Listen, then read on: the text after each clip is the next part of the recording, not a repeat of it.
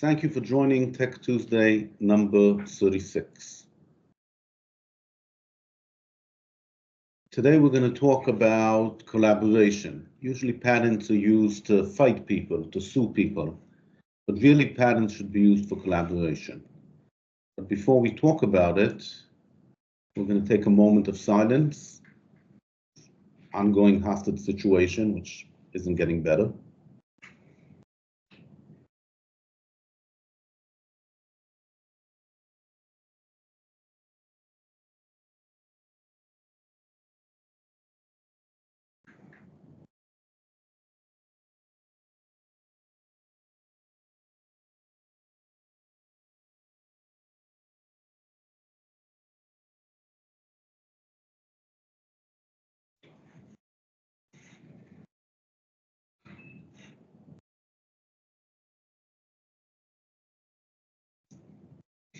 Okay.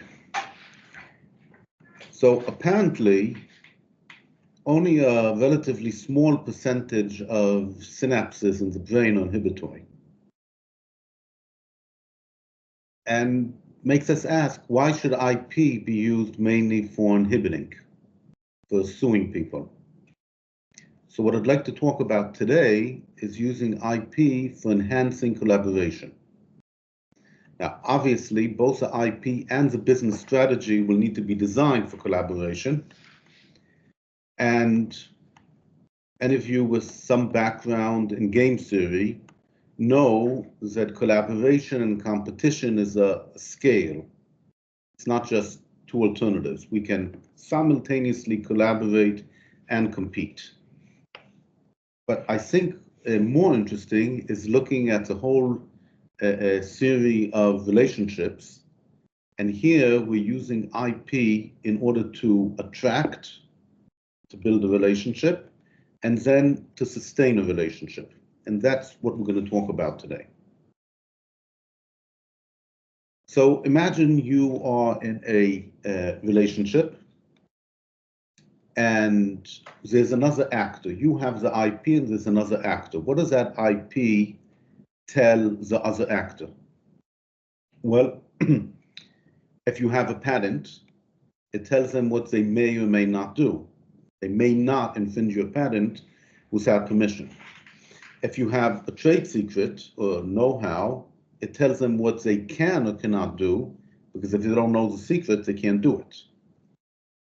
If you have a trademark, it tells them what kind of positioning shortcuts they can use. You use a trademark in order to put people in a certain mindset. Copyrights. You can't put Mickey Mouse on your pajamas. If you're talking about a design, people can't use part of the visual narrative because you have a design. And of course, there's other IP tools which might be used against you, like information deception, insights, and so on. So all in all, and if you look at the picture on the right, when you have IP, it generates a landscape of preferences for the actors.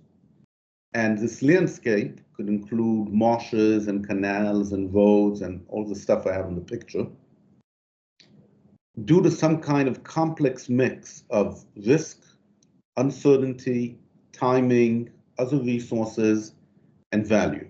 And all of this is created using IP, but in addition, and perhaps more importantly, there is some sort of business relationship. I called it a power relationship. Power has to do with, can you tell somebody else what to do? And it has to do with the personality of each one of the actors. Some people like being told what to do. Some people do not like being told what to do. So all of these things together give us a landscape. And if we build it correctly, the landscape will tend towards people collaborating rather than fighting. So I'm going to start with the simplest type of collaboration. We have two players and they have to collaborate. And I put here two charts, top and bottom. The first one talks about how the players are in the relationship. The easiest one is 3-3, meaning both players can join or leave. There's no coercion. The most, I don't know, common one you might feel is trapped 3 or 3 trapped, meaning that one player can do whatever they want, but they can force the other player to do what they want. And quite common is trapped. That's when you have 2 players that are stuck together and have difficulty leaving the relationship. Now, IP can be used, like I said, to enhance this relationship. And also how you use the IP, I divided into 2 by 2. First of all, the IP can be used to resist coercion, or it can be used to enhance coercion. And it can do it using a negative type of behavior or using a positive type of behavior. Now, this is a description of the world, the way I see it perhaps. In addition, if you have a strategy, you might want to break free. You might want to move from trapped free to trapped, or from trapped free to free, and you can use IP to do that. Now, I want to emphasize that sometimes you want to resist your own coercion. Okay? Let's say I'm a big company and there's a small company that because I'm big and they're small and I have a lot of market power, they have to work with me. But I know that they'll be more flexible if they feel less coercion. So I can give them a license to something. And by giving them a license, they feel less coerced and more likely to do business with me. In the opposite direction, I'm the small company and I'm being coerced. And as a small company being coerced, I want to resist the coercion. I have a trade secret. I'm the only one who knows how to do something, which means that the big company can't force me too much because then I won't provide the product and they have no way out.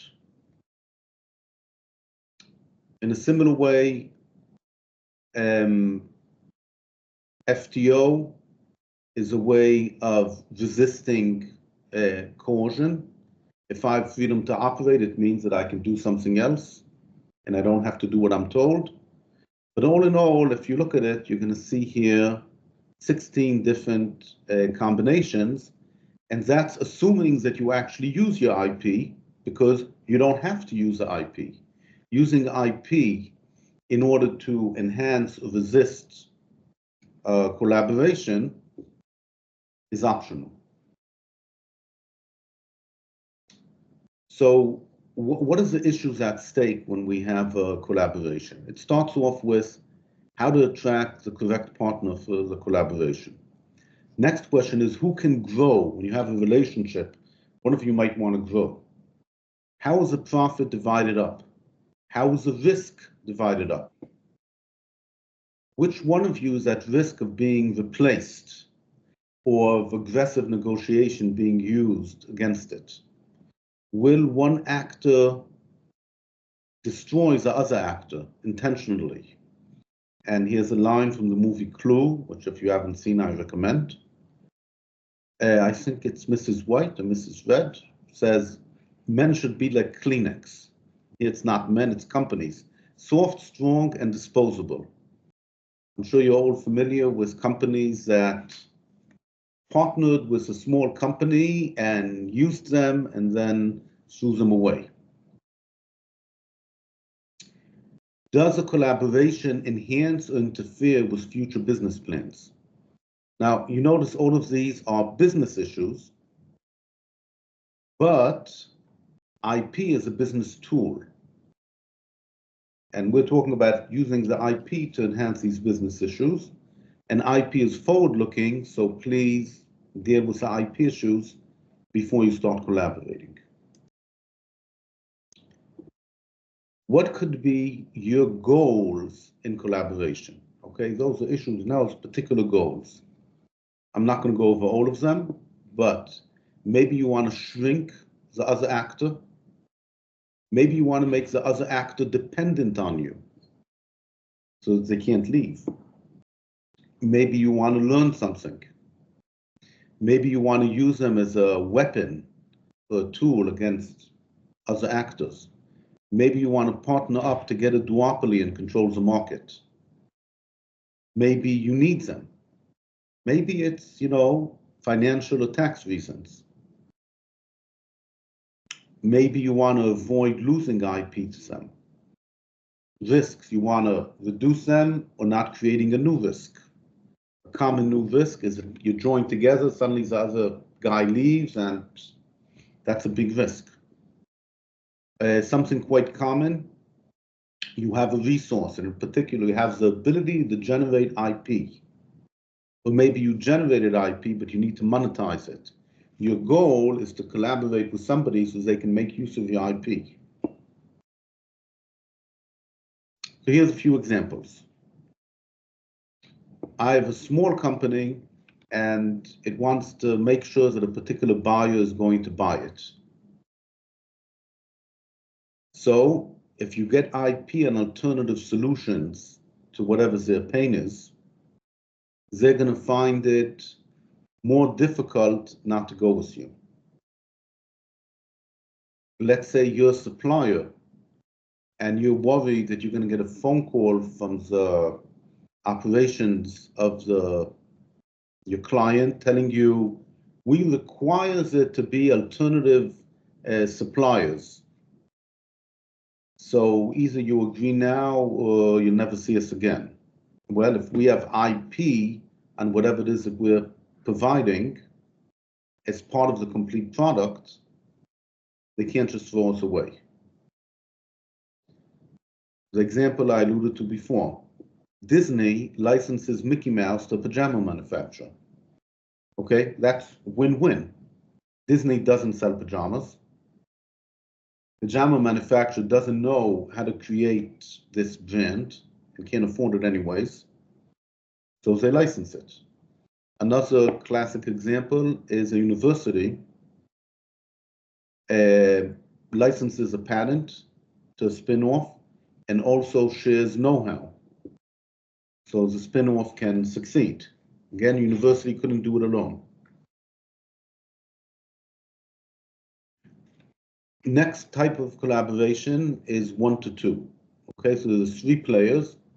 One example is if player A wants to collaborate with player B, but player B wants to make sure that player C won't compete with it. Well, your portfolio needs to take into account the needs of B and the risk of C doing it and making sure money goes to A. So it's a classic case. I have a patent. I give a license, an exclusive license to B. If C tries to compete, we sue them. Of course, I also have a covenant to sue. I have to say, I am going to sue C if C infringes. And here's another example. Player A is licensing to player B. Player C is a distributor, but they're worried about player D suing them for patent infringement. So maybe we'll give them an FTO, which is an IP tool, or indemnification, meaning we'll pay them any losses. Or maybe we can supply them with a covenant not to sue. Maybe A is protected against D with a covenant not to sue. So all of these are ways that we can encourage collaboration. And here's a classic example of partnership. Microsoft Intel. If you remember during the 90s and later, computer would get better, software would get more difficult. Computer would get better, software would get more difficult. So every few years you had to buy a new computer and you had to buy new software. Okay, great collaboration for them.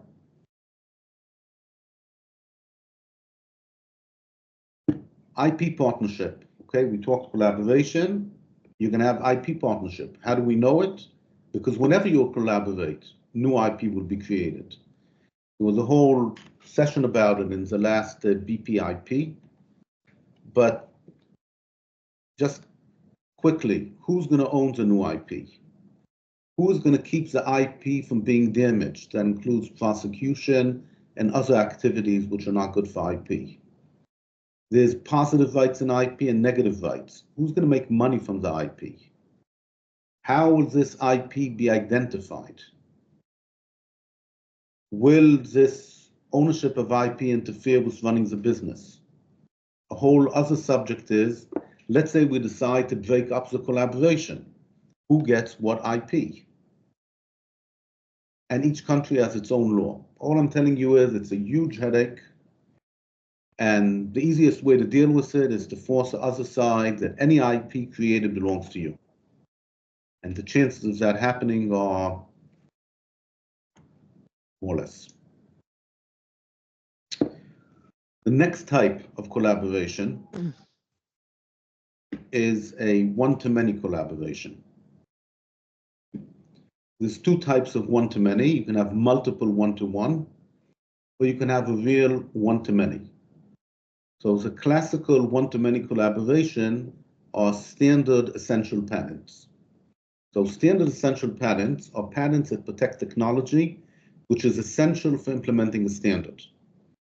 And because of that, they're usually subject to licensing by FRAND, which means free and so on. Basically, it means anybody can get a license for a reasonable amount of money and for the same price. So that's a one-to-many collaboration.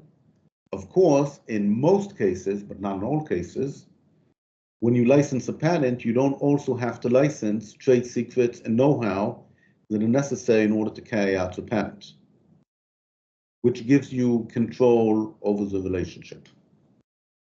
Another type of one-to-many collaboration is what I call leader and lackey. The lackeys are forced to support the leader. So if you think about the Apple iPhone and the App Store and the developers have no alternative but to increase the value of the App Store and Apple every time they create a new app. Apple is a leader and everybody else is lackeys. But if you look at the Apple Vision Pro, here the lackeys decided to resist. And that's why, at least as of a few months ago, Apple Vision Pro, you know, the VR, whatever, does not have as rich a set of apps as the iPhone does. And another example is Tesla and the EV competitors.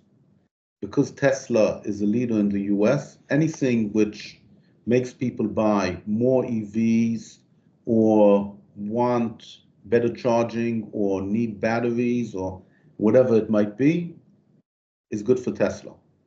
So it's a collaboration, but somebody's winning in it. You also have places where there's a blue ocean, meaning there's a whole market, but you can't do it by yourself. So one example is electric companies encouraging people to buy electrical home appliances, but they don't make them. Their collaborators do. Or another example, cell phone companies. They encourage you to install software on your phone. It's not true anymore, but it was, we'll talk about that, but it was true 20 years ago. So in order to go into the market, sometimes you have to have a partner, and sometimes your partner is not a single partner, but a whole group of partners. All software manufacturers, all home appliance manufacturers. Doesn't matter what air conditioner you buy, it's good for the electric company.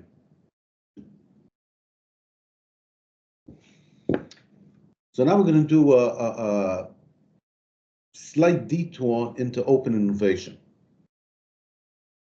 Why? Because open innovation really means that you're collaborating with other innovators. And in open innovation, The definition is it's a company makes use of external information flows. Lots of definitions, okay? But I like this definition. And in our language, it means that part of the innovation is being done by people learning the company. And it's collaboration. And not only is it collaboration, but you cannot avoid it. Okay, so we have in the Bible that nobody has authority over the wind to restrain the wind. Okay, and in technical language, once the idea is out there, people are going to use it. They're going to discover new problems, new solutions. They're going to be creative. Okay, and here's an example. 50 Shades of Grey is a fan fiction of Twilight. Okay, so Twilight is IP, and once they put it out there, people, a person working on the Twilight IP developed a new IP content called 50 Shades of Grey, which was super successful, and now it has its own continued innovation by other people. There's 50 shades of other stuff out there, maybe even 50 shades of IP. So you can't avoid open innovation, but you can fight it.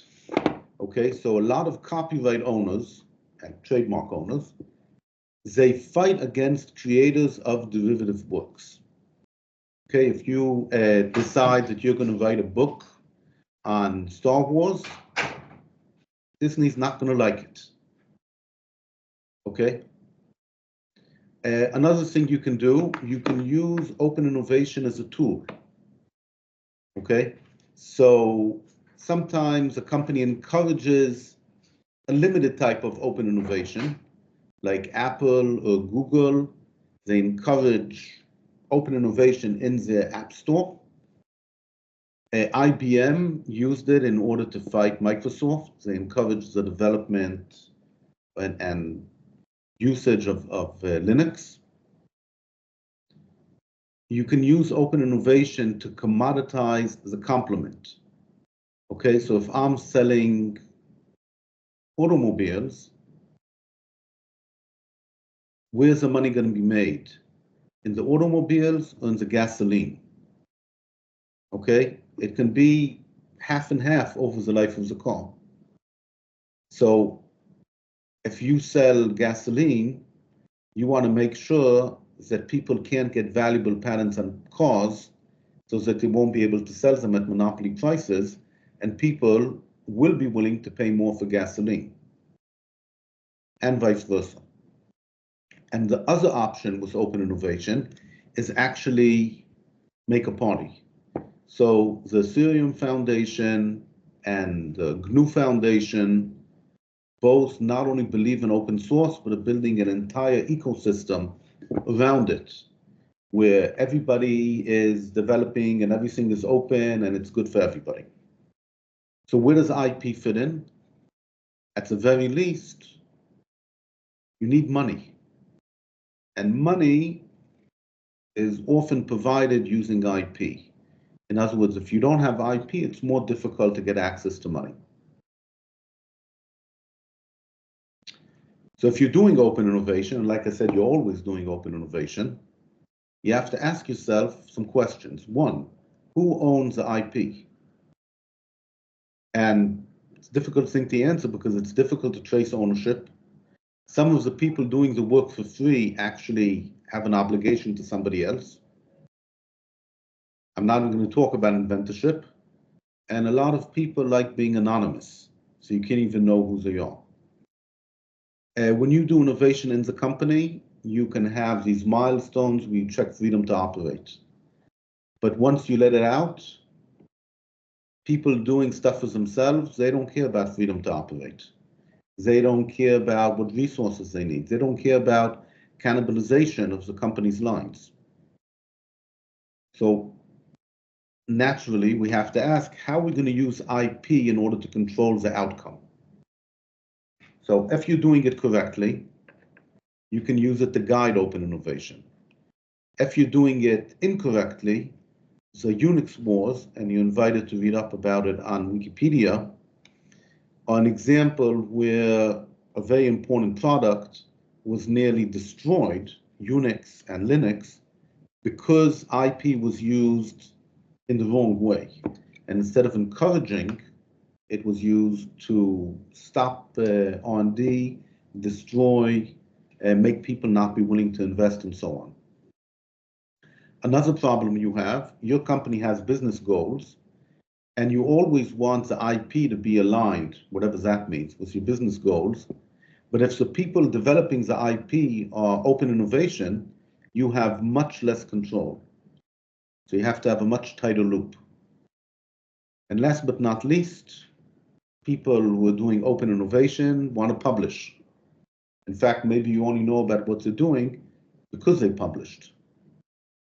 And things are published before the patent attorney can get involved. And there's no way often of stopping this publication from happening. So you have to do open innovation. Open innovation is happening to you, but it has problems. So here's a few examples of open innovation. Imagine a medical technology company is launching a product. I don't know, a stent. Doctors and researchers will be trying off-label uses. They will be optimizing parameters. They will be determining what are the best patients to treat. So what should the company do? One thing they can do is they can encourage publication. If people publish, nobody will get patents. That's scorched earth. Or maybe the company can exert some control. They build relationships with the developers. They give central database. They give free products. They offer money, all in return for control of the IP. Here's another example. Some software giant who won't be named creates a new standard tool like a browser, an operating system for mobile telephones. And they put their own people into this foundation, and they sit on the board.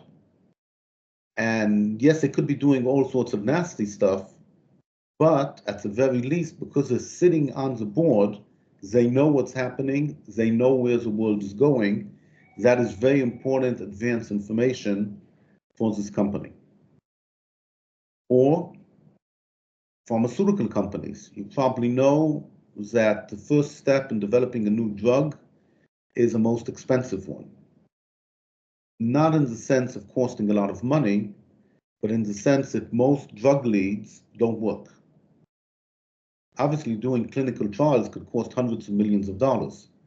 But first, you start off with hundreds or more of drug leads, most of which won't get anywhere. The company is not capable of providing the resources to deal with them. So what do? They let other people do it for them. Sometimes they give competition money, all these X prizes. Sometimes they give grants. And in return, they have an opportunity to say, actually, we like it, let's buy it. Okay, so it's not negative or positive, but there's definitely IP issue involved. And they're aware that the open innovation will happen, but they set things up so that they have better control. Some of the control is legal, and some of the control is simply being in the right place at the right time. Here's an example we often see. We have a small player wants to make sure there will be a monopoly. So they encourage the open innovation ecosystem, develop applications and habits and so on, which are aligned with their product. And it could fail, okay? I'd like to compare the IBM PC and the Apple IIe. So we don't know what would have happened with the Apple IIe. It was replaced by the Macintosh in the end. But the IBM PC was supposed to be a monopoly on hardware. And the hardware was very flexible, and you could write any software you wanted for it.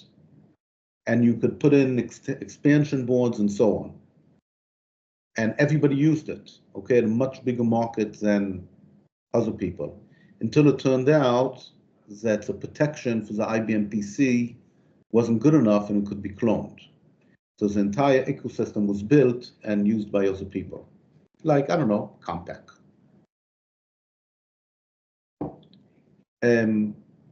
You want to change the world. So look what Wikipedia did. They guaranteed that there's no IP rights. They created a platform where people can create goodwill. And they gave people a sense of righteous power. We're right to delete this entry. We're going to correct it. And that's it. We have Wikipedia. Okay, so there are definitely IP issues in Wikipedia, and a lot of them were solved by guaranteeing no IP rights.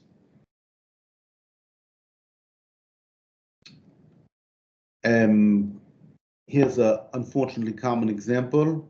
You allow people to do open innovation, and if it's valuable, you steal it or you block it using IP.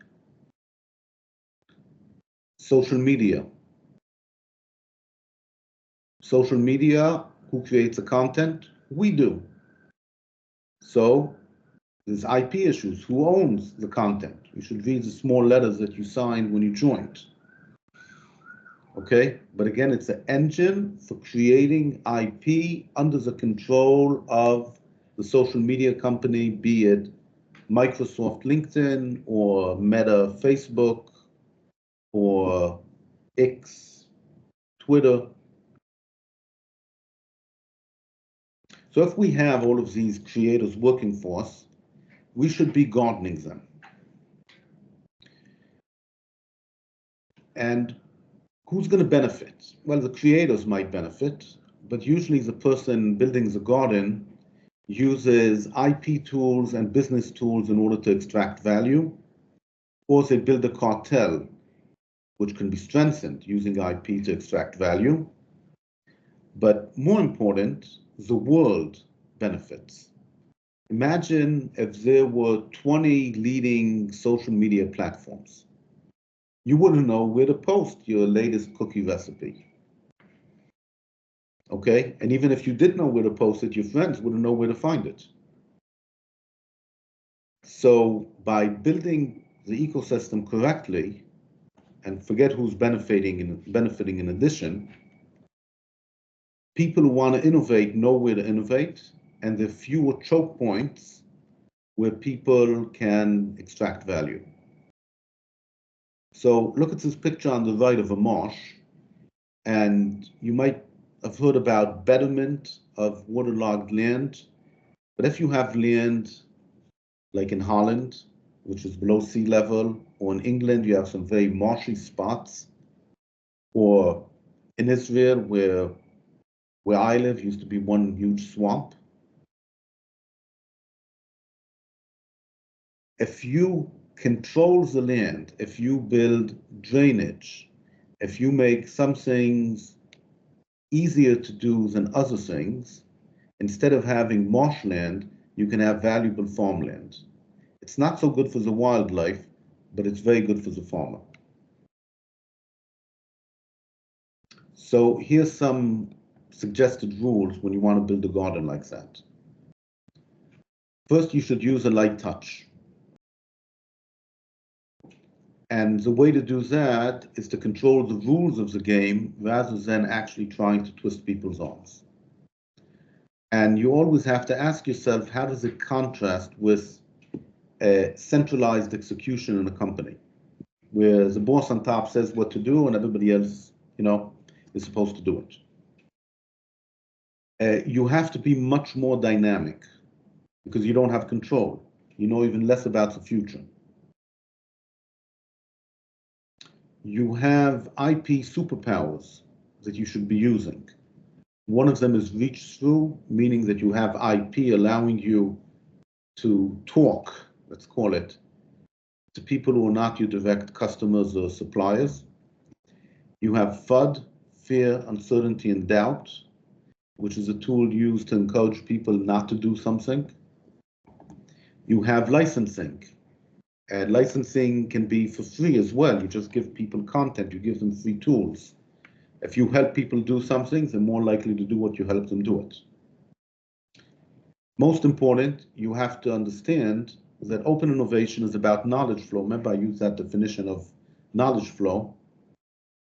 So it's very, very IP centered, which means that even if you're not thinking about IP rights, you still have to document it, especially if one day you want to prove that you invented it before one of your open innovators and that you didn't steal it from them and so on. So what might it look like? Call it anchors and layers. So anchors are when you provide tools and know-how, and then innovations may become focused in those regions, and just by chance you happen to have IP covering the anchors, and perhaps these new innovations are dominated by this IP that you filed ahead of time. You can have layers. Some parts of the ecosystem or product are more tightly controlled. Maybe the parts where you have more money. In virtual worlds, people talk about canon and law. Okay? So if you control them, you can control what happens. You can encourage innovation centers. Okay, we talked about this medical device company.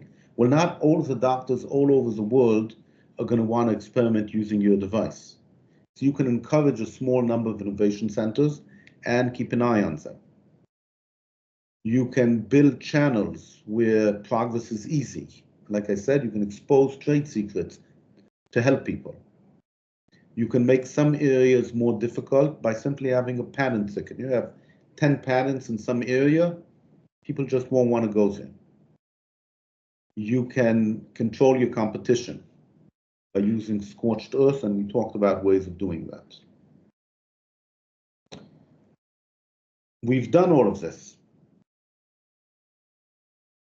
but management needs to understand that there's risk. When you develop IP in open innovation, or somebody else develops it, it can be used to block or just sideline version 2.0. In fact, it can create the next competitor.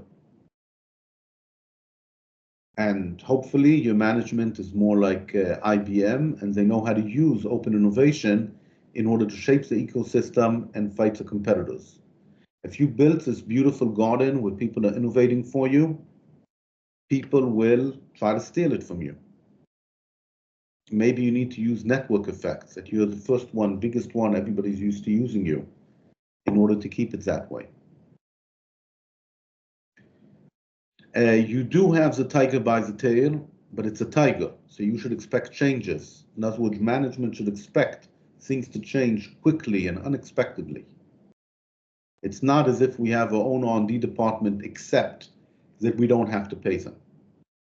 Now, obviously, all of this gardening stuff is good not only for open innovation, but also for standard type IP strategies. We want to guide our competitors to do something different, or we want to encourage customers to use our product instead of a different product. Quick examples of how open innovation can go wrong. AT&T had very strict control. You couldn't attach anything to the telephone line unless it was Bell Telephone certified. Fax machines that were invented over 100 years ago, more like 140 years ago, they just didn't really happen. Long distance was super expensive. And we can ask today, does anybody on the call actually own a landline? At least, I don't know, half of you probably don't. Apple was a 30% cut on the App Store. It's totally legal, IP enforced, and I believe I've seen articles showing that it harms innovation. I know that it harms innovation because I've talked to people who have decided not to create an app for the Apple because it's just too much headache. Cellular telephone companies, they were encouraging such a big ecosystem of data usage that Apple and Google now make most of the money in cellular telephones, not the companies themselves. So, in summary, most business ventures involve collaboration. IP can make it happen. IP can be used to make it fair and make it grow. One type of unavoidable collaboration is open innovation. You have your choice what to do, but you have to do something. Always try to avoid co-ownership and plan ahead the IP, both what you need for the collaboration and how you're going to extract your IP for your benefit from the collaboration. Now, to give you a feeling of what collaboration looks like in a new technology, every so often people talk about having a drive which doesn't need propellant and is capable of 1.1 G, which basically means you can lift Earth off from the surface of the Earth and fly all the way to Mars. So drives are a critical feature, but they're not the only component you need in order to do space exploration. So what you have to ask yourself, if you're the company that built a working propellantless drive, what IP activities should you do to help the ecosystem grow and make space exploration actually happen? And what different activities would you do if you don't want to be friendly, but you want to do it all yourself? How do you keep the other people who have control of other components from doing it? Okay, that's it for now. And stopping the recording.